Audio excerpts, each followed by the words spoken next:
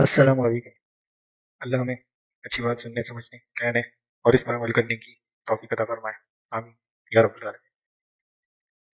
کچھ سوال ہے، اسے دیکھتے ہیں۔ ہم کیسے جانیں کہ ہم کون ہیں؟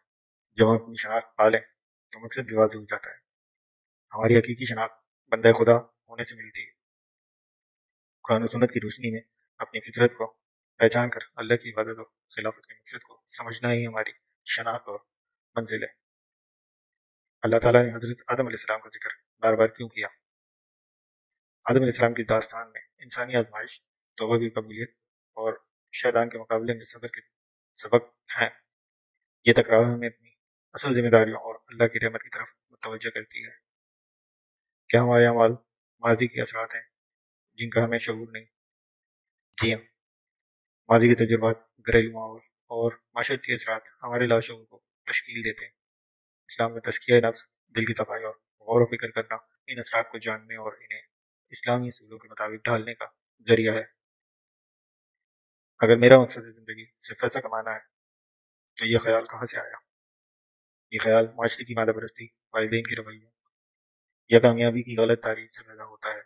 اسلام میں کامیابی آخرت کی تیاری اور خلق خدا کی خدمت سے وابستہ ہے۔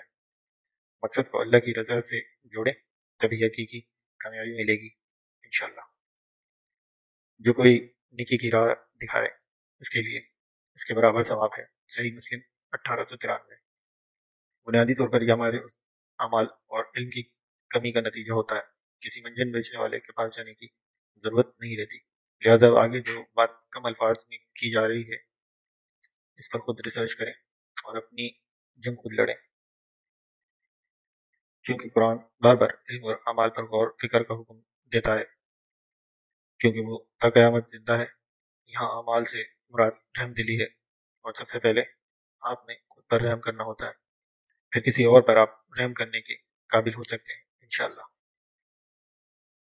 خود پر رحم سے مراد روزانہ رات بشمول اپنی ذات کے سب کو دل سے معاف کیجیے، اور جس حد تک ممکن ہو روزانہ کی بنیاد پر اللہ کی مخلوق کی دیکھ بھال کریں۔ اس طرح اللہ رب العزت کی ذات آپ سے خود جڑ جائے گی، کیونکہ وہ الرحمن الرحیم ہے، اور صرف یہ چاہتا ہے کہ میرا بندہ جسے اتنے پیار سے بنایا ہے وہ اس کی صفات رکھنے والا ہو۔ خیر یہ ہو گئی عمل کی بات، اور اعمال کا دار و مدار نیتوں پہ ہے۔ تو اب نیت کر لیں، میں نے قرآن الحکیم سے علم لینے اور دینے والا بننا ہے، آمین یا رب العالمین۔ دراصل یہ کائنات جو اللہ عز و جل نے ہمیں بنا کر دی ہے وہ اللہ جو مالک یوم الدین ہے، اور ہم یہاں اس کے خلیفہ ہیں۔ مطلب اب ہم پر فرض ہے کہ ہم خود کو سلنڈر رکھیں، جیسے اللہ القادر نے اپنی صفات اللہ دل کے ساتھ ہر شے کو بیلنس کر رکھا ہے۔ سبحان اللہ، جزاک اللہ خیر۔